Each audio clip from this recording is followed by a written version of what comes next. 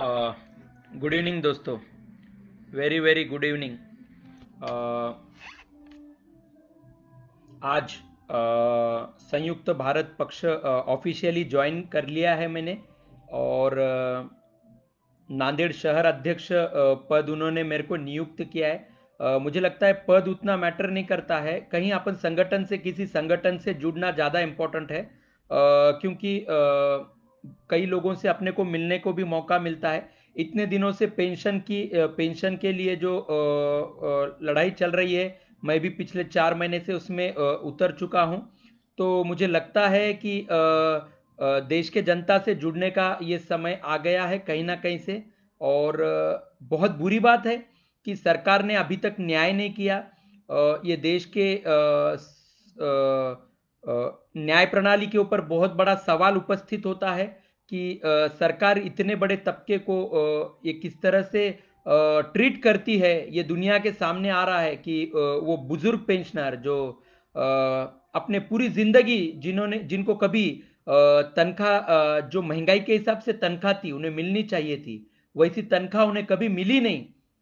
उतना नुकसान होने के बाद में भी पेंशन उनको कम बैठी। और पिछले 15 साल से उसी पेंशन के साथ, 20 साल से उसी पेंशन के साथ वो लोग गुजारा कर रहे हैं। तो ये भारत के न्याय प्रणाली के ऊपर कहीं ना कहीं प्रश्न चिन्ह उपस्थित होता है दोस्तों। और लॉकडाउन हो गया, क्या लॉकडाउन के बाद की बात हो गई दोस्तों, कहीं ना कहीं देश के जनता ने जागृत होना पड़ेगा। मैं ये संगठन से जुड़ने का रीजन ये है कि मेरे को यहाँ पे सीखने को भी बहुत मिलेगा। दूसरी चीज, पार्टी नई है। तो पार्टी में जिस तरह का पार्टी का विचारधारा उन्होंने पेश किया है, वो एकदम भारत को जोड़ने वाली है। तो भारत को जोड़ने वाली जहाँ पे बातें होती है तो वहाँ पे बहुत कुछ सीखने को मिलता है। जनता की समस्याएं सामने आती है। तो फिलहाल जो नांदेड़ शहर अध्यक्ष पद मिला है, नांदेड़ की भी कुछ समस्याएं होंगी तो पूरी कोशिश करेंगे सॉल्व करवाने के लिए। और बहुत अच्छी चीज ये है कि आप विरोधी पक्ष में हो। आपको अभी आपने कहीं खाता भी नहीं खोला है, तो यहाँ पे आपको सीखने का बोले तो ये मौका, बोले तो डायरेक्ट सीखने का मौका है। तो पूरी जी जान से सीखने के लिए यहाँ पे दे देंगे। दूसरी चीज, जनता की समस्याएं सॉल्व करने के लिए आप सत्ता में होना जरूरी नहीं है। ये भी बहुत बड़ी बात है यहाँ पे। जैसे कि पेंशनरों का देख रहा हूँ दोस्तों, पेंशनरों का 65 लाख पेंशनरों का, जब भारतीय जनता पार्टी सरकार में भी नहीं थी, तब भारतीय जनता पार्टी ने वायदा किया था कि अगर हम सरकार में आते हैं तो 2014 में पहले 3 महीने में हम इन लोगों के साथ न्याय करेंगे कहा था। लेकिन पिछले 6 सालों से भारतीय जनता पार्टी सत्ता में है, लेकिन अभी तक इन पेंशनरों को कोई न्याय नहीं मिला है। तो देख लीजिए आप किस तरह से वायदे किए जाते हैं और किस तरह से सत्ता हासिल की जाती है। तो सत्ता से दूर ही रह के, अगर अगर हम सत्ता से दूर भी है और अगर जनता का काम कर रहे हैं तो भी हमारे लिए इतना काफी है यहाँ पे। दूसरी चीज ये कहना चाहता हूं कि नांदेड़ के भी जो कुछ समस्याएं हैं, इतने सारे राजनीतिक दल है। आप कहेंगे कि इतने सारे राजनीतिक दल है तो फिर आपका क्या है? तो दोस्तों, लोकशाही है। हर इंसान को अपने विचार अभिव्यक्ति है। अपने विचारों के हिसाब से देश के लिए अपना विकास करने के, देश का विकास करना, खुद के विकास के लिए, समाज के विकास के लिए करने के लिए अभिव्यक्ति दी गई है। तो ये विचारधारा के साथ मैं जुड़ गया हूँ। मेरी विचारधारा हमेशा से कांग्रेस पार्टी को मानती थी, लेकिन कांग्रेस पार्टी ने अपने जो गलतियां हैं वो कभी एक्सेप्ट नहीं किए, और ना ही इन पेंशनरों के प्रति कभी मानवता का कभी नजरिया दिखाया। ठीक है, उन दृष्टिकोण बताया, कुछ नहीं किया। आखिरी में तंग आके आखिरी में मैं वहां से हट चुका हूं। अभी ये संयुक्त भारत पक्ष में आया हूं। यहाँ पे भी इन लोगों से बात हुई है। उसी के साथ साथ नैक कमिटी जो माननीय अशोक राउत सर जो फाइट कर रहे हैं, अंतिम छोर पे आया है। दोस्तों, आज सबसे पहले तो मैं यही कहूंगा कि देश की जनता ने जागना चाहिए।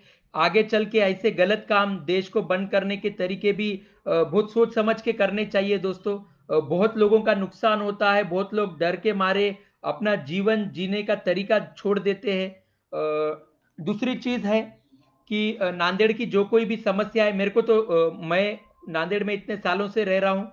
आगे चल के मुझे यहाँ से जाना है तो मैं हूँ तब तक, और आगे भी नांदेड़ नांदेड़ का मेरा रिश्ता ऐसे ही रहेगा। तो नांदेड़ की मेरे को सबसे पहली समस्या तो एक घंटा गाड़ी की दिख रही है, बहुत बड़ी समस्या है। आप कहेंगे रोजगार की, रोजगार से भी बड़ी समस्या है घंटा गाड़ी की समस्या दोस्तों। अगर हमारा कचरा, हमारा घर का कचरा अगर रोज नहीं जा रहा है तो फिर वो बहुत बड़ी मुश्किल है, क्योंकि महानगर पालिका का पहला काम वही होता है कि लोगों का कचरा नियमित तरीके से वो कचरा लेके जाना चाहिए। और वो जो हमारे सफाई कर्मचारी जो भाई लोग रहते हैं, उन उन उनका उनका काम बहुत इंपॉर्टेंट काम है, वो मामूली काम नहीं है। तो मुझे लगता है कि कहीं ना कहीं कंत्राट पद्धति बंद होनी चाहिए और इन लोगों को फिक्स पेमेंट पे ले रखना चाहिए, ताकि इनका भी इकोनॉमिकल प्रॉब्लम सॉल्व हो जाए और वो लोग भी रेगुलर तरीके से अपना काम कर सके, ईमानदारी से वो काम करते तो वो काम कर सके। दोस्तों कचरा व्यवस्थापन बहुत बड़ी बात है दोस्तों। तो मेरे को लगता है कि कहीं ना कहीं घंटा गाड़ी का भी प्रॉब्लम सॉल्व होना चाहिए। मैं समस्त नांदेड़ के भी जनता से यही कहना चाहूंगा कि जनता की समस्याओं को सबसे पहले घंटा गाड़ी का प्रॉब्लम सॉल्व होना चाहिए और परमानेंट सॉल्व होना चाहिए दोस्तों।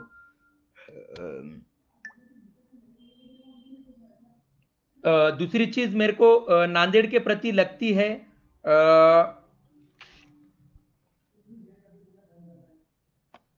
कि स्वास्थ्य के प्रति लगती है। जो मच्छर का है, लाइट की समस्या है। लाइट की समस्या है तो मेरे को आज तक नहीं पता चला, क्योंकि मेरे को उतना पॉलिटिकली बोले तो प्रोफेशनली नॉलेज नहीं है। पॉलिटिक्स में इंटरेस्ट है, पॉलिटिक्स के बारे में जानता हूं, लेकिन उतना प्रोफेशनली नॉलेज नहीं है कि रास्ते के लाइट और रास्ते के जो रास्ते की जो दुरुस्ती रहती है वो कौन पर्सनली हैंडल करता है, आज तक नहीं पता चला है। कुछ लोग कहते हैं कि महानगर पालिका के अंडर आता है, कुछ लोग कहते हैं पीडब्ल्यूडी के अंदर अंतर्गत आता है। आज तक पता नहीं चला मुझे कि किसके अंतर्गत आता है। तो वो एक बहुत बड़ी समस्या है। लाइटें, रास्ते की लाइटें बंद होती रहती है।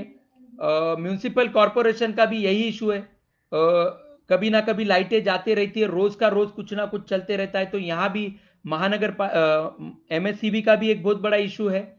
तो ये भी एक प्रॉब्लम सॉल्व होना बेहद जरूरी है। एमएससीबी के क्या इशू है वो भी समझना चाहिए, और ये सारे जो टेक्निकली एरर्स आ रहे हैं ये भी रुकने चाहिए कहीं ना कहीं। क्योंकि नांदेड़ को आगे समृद्ध करने का है, नांदेड़ में अगर उद्योग धंधे लाने के हैं, और अगर लाइट की समस्याएं ऐसी रहेंगी, रस्तों की समस्याएं ऐसी रहेंगी दोस्तों, तो फिर मेरे को नहीं लगता कि कोई इन्वेस्टर नांदेड़ में इन्वेस्ट करना चाहेगा।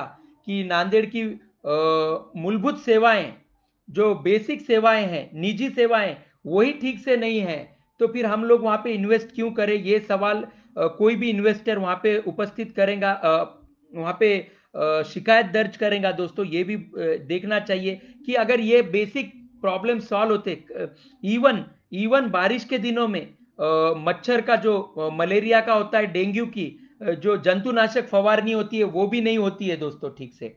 तो ये भी यहाँ पे बहुत बड़ा इशू है। तो महानगर पालिका का दायित्व है या पालक मंत्री से बात करना है, तो ये भी यहाँ पे बहुत बड़ा सवाल उपस्थित होता है कि ऐसी कोई जंतुनाशक फवारनी नांदेड़ में तो हमेशा मैं नहीं देखता हूँ, मेरे तो एरिया में नहीं देखता हूँ। शायद मेरा एरिया खड़गपुरा एरिया छोड़ के बाकी के एरिया में होती होंगी तो बात अलग है। मेरे एरिया में तो मैं कभी देखता नहीं हूँ कि कोई जंतुनाशक फवारनी बारिश के पहले होती रहती है, या ठंडी के दिनों के टाइम पे होती है, या धूपकाले के टाइम पे कुछ होता है, ऐसा कभी होता नहीं है दोस्तों। ये भी सवाल है यहाँ पे। दूसरी चीज है कि पेंशनरों का ये बहुत बड़ा एक आत्मा के ऊपर एक बहुत बड़ी जख्म होके बैठी है कि जल्द से जल्द प्रशासन यहाँ पे ध्यान दे और जल्द से जल्द न्याय दिला दे इन पेंशनर्स को।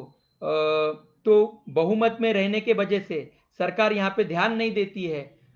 तो अन्य लोगों से भी विनती करता हूं कि वो भी थोड़ा सा पेंशनरों की तरफ ध्यान दे और उन्हें न्याय दिलाने की कोशिश करे। खास करके सीनियर सिटीजन जो ज्येष्ठ नागरिक संघ है, भारत का समस्त ज्येष्ठ नागरिक संघ सामने आए और इन पेंशनरों को न्याय दिलाने के लिए वो सरकार से गुहार लगाए, सरकार से गुजारिश करे, क्योंकि ये भी ज्येष्ठ नागरिक ही है दोस्तों, सीनियर सिटीजन ही है। इनके साथ तो पूरी जिंदगी अन्याय हुआ है। कम से कम उनके जीते जी उनको न्याय मिल जाए, ये भी काफी हो जाएगा। एक उनके स्वाभिमान की जीत हो जाएंगी दोस्तों वहां पे। तो संयुक्त भारत पक्ष का नांदेड़ शहर अध्यक्ष होने के नाते दोस्तों, आपकी भी कोई समस्या है तो आप भी बताते जाइए। काम जल्द से जल्द शुरू हो जाएगा काम जल्द से जल्द। माननीय श्री अशोक बहादुर सर जी के अध्यक्षता में आगे का काम मैं शुरू करूंगा। आपकी भी कोई अन्य समस्या, ये मत देखिए कि हम सत्ता में नहीं है, हमारा कहीं नगर सेवक नहीं है, हमारा कहीं खासदार नहीं, हमारा कहीं ग्राम पंचायत सदस्य नहीं, जिला परिषद सदस्य नहीं, हमारे जो नेतागण हैं उनके चेहरे आपको परिचित नहीं होंगे। ये मत देखिए, हम सब भारतीय हैं। हमको देश की जनता, हमारा खुद का भी देश के जनता से एक नाता है, देश के मिट्टी से नाता है, और देश की समस्याओं से भी हमारा भी दायित्व है कि कहीं ना कहीं हम भी कोशिश करें और वो प्रॉब्लम सॉल्व करने की कोशिश करें। तो आपकी भी कोई समस्याएं हैं, आप अगर आपको लगता है कि हम वहां पे आपकी कुछ मदद कर सकते हैं, संयुक्त भारत पक्ष आपकी कहीं मदद कर सकता है, तो आपने बिंदास मुझे बताना चाहिए। जल्द से जल्द संयुक्त भारत पक्ष का भी पेज होगा, हेल्पलाइन नंबर होंगे, तो आप हमसे कांटेक्ट कर सकते हैं।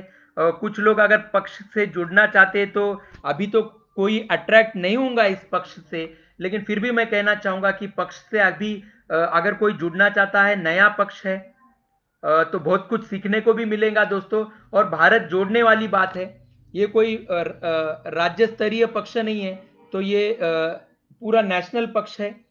तमाम राज्यों में इसकी शाखाएं जाएंगी, जिला स्तरीय, प्रांत स्तरीय और तालुका स्तरीय, ग्राम लेवल तक इनकी शाखाएं आगे सर का उन्होंने पक्ष का उन्होंने धोरण बताया है मुझे कि समस्त भारत में इसकी शाखाएं फैलेंगी। तो आपसे भी विनती करता हूं, अगर आप भी आप में से भी कोई ज्वाइन होना चाहता है तो बिंदास ज्वाइन हो सकता है, सीखने को भी मिलेगा, रिस्पॉन्सिबिलिटी मिलेंगी दोस्तों। और आपके भी कुछ समस्या है, आपके जिला स्तरीय समस्या है, आपके निजी समस्या है, तो वहां पे भी पक्ष आपको मदद करेगा। और संगठन संगठन की शक्ति होती है दोस्तों। तो यही बात आप लोगों से कहना चाहता था मैं। ठीक है, मैं मेरा आज ज्यादा विषय बात नहीं करता हूं, सिर्फ मैं आज आप लोगों से ये कहना चाहता था कि संयुक्त भारत पक्ष ने नांदेड़ में अपना खाता खोल लिया है मेरे रूप में, और पहला रन मैं हूं समझो। आगे पार्टी को आगे विस्तारित करने के लिए हम पूरी कोशिश करेंगे, माननीय श्री अशोक बहादुर सर जी के अध्यक्षता में और संभाजी जाधव सर के अध्यक्षता में आगे का पूरा नियोजन कैसे होता है पार्टी आगे बताएंगी, उस हिसाब से मैं भी कार्यरत रहूंगा। और आपके भी कुछ सुझाव होंगे तो वो भी आप लोग हमें जरूर बताइए। ठीक है, जय हिंद, जय भारत, जय हिंद, जय भारत। ज्येष्ठ भारत, श्रेष्ठ भारत, नैक कमिटी जिंदाबाद, नैक कमिटी जिंदाबाद। अशोक राउत सर आगे बढ़िए, अशोक बहादुर सर आगे बढ़िए, हेमा मालिनी जी मैम आगे बढ़िए, अंबेकर सर आगे बढ़िए, प्रदीप श्रीवास्तव सर आगे बढ़िए। और भारत सरकार से आखिरी निवेदन करता हूं कि जल्द से जल्द ईपीएस 95 पेंशनर्स के साथ पूरी तरीके से न्याय हो, उन्हें पूर्ण न्याय मिलना चाहिए। थैंक यू सो मच दोस्तों।